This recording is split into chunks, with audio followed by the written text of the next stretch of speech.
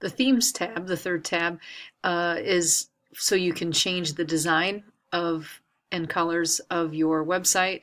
The one you should never touch this tab. You should never have to change it, so you should never have to go to the themes.